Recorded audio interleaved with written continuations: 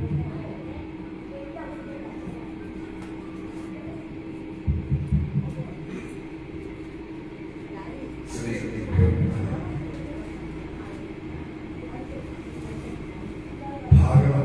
సప్తాహ జ్ఞాన యజ్ఞాన్ని ఈరోజు శ్రీమతి మహావతి సరోజని దేవి గారు, శ్రీ మహావతి నరసేశ్వర వారి యొక్క స్వర్గ శుభామ ప్రాప్త్యర్థం, కైవల్య ప్రాప్త్యర్థం వారి యొక్క కుమారులు శ్రీ మహావతి సుధీర్ గారు, శ్రీ సతీష్ గారు, శ్రీ విజయ్ గారు, అలాగే వారి సోదరిమణులు అందరూ కలిసి చాలా ఉత్కృష్టమైనటువంటి ఈ కార్యక్రమాన్ని నిర్వహిస్తున్నారు. ఇక్కడికి వచ్చినటువంటి మనందరం కూడా చాలా అదృష్టవంతులు. ఎంతో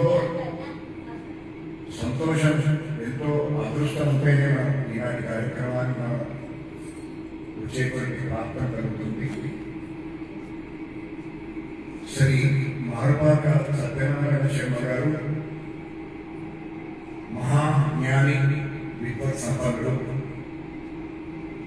భాగవత సప్తాహాన్ని మన మధ్యంలో నిర్వహించడం, వారి చేతి కార్యక్రమాన్ని చేయించడం, ఇది మనందరికీ కూడా అదృష్ట భాగ్యంగా భావించాలి. అలాగే పారాయణం చేయడానికి, ఈ భాగవత పారాయణాన్ని నిర్వహించడానికి మా వెంకటరాజన శర్మ గారు, ఆయన మహా సంస్కృత తెలుగు పండితులైన ఈరోజు వారు రావడం, వారి కార్యక్రమాన్ని నిర్వహించడం మనందరం కూడా హర్షించిన విషయం. భక్త్యా భాగవతం జ్ఞేయం వ్యుత్పత్త్యాగయ, భక్తితో మాత్రమే భాగవతాన్ని తెలుసుకోవాలి. ఈ వ్యుత్పత్తితోనూ టీకతోనూ డెఫినేషన్తోనూ మనం తెలుసుకోలేము. భాగవతము పలుకుట చిత్రము శుడికైన తమ శుడికైన విభుల జనుల వలన విన్నంత కన్నంత తెలియవచ్చినంత ఏకపడుతుంది. ఆ రోజే అటువంటి ఈ సప్తాహం, భాగవత సప్తాహం, కృష్ణ అంటేనే మన పాపాలన్నీ కూడా నశిస్తాయి.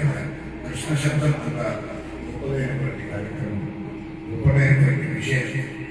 అముష్య విద్యా రసనాకర నర్తకి అన్నట్టుగా నాలిక చివర మీద ఈ విద్య ఆడుతున్నారు. అదే మన అపాక సత్యనారాయణ శర్మ గారి యొక్క వారి యొక్క పాండిత్యం. అలాగే ఇంటిలోనే ఉన్నది మహావాలి, అద్భుతమైనటువంటి వ్యాఖ్యాతలు, అద్భుతమైనటువంటి గాయకులు మహావాలి వాళ్ళు. శ్రీ సుధీర్ గారు, మహా అంటే గొప్ప, వాలి అంటే మంచి మాట్లాడే వారు అనే అర్థం. మహాబలి సుధీర్ అలాగే విజయ్ ఇద్దరు కూడా మన భారతదేశంలో కాదు, మంచి దేశ విదేశాల్లో ప్రేరేపించగలిగినటువంటి వాళ్ళు, మంచి గొప్ప కళాకారులు వాళ్ళు. మరి ఈరోజు వారు ఈనాటి కార్యక్రమాన్ని నిర్వహింపజేస్తున్నారు. విచేసినటువంటి భక్త మహాశయులందరికీ, భక్తులకు, అలాగే వారి యొక్క కుటుంబ సభ్యులకు, బంధుమిత్రులకు అందరికీ వేదిక సాధారణంగా స్వాగతం తెలియజేస్తూ కార్యక్రమాన్ని నిర్వహించవలసిందిగా గురువు గారిని సరైన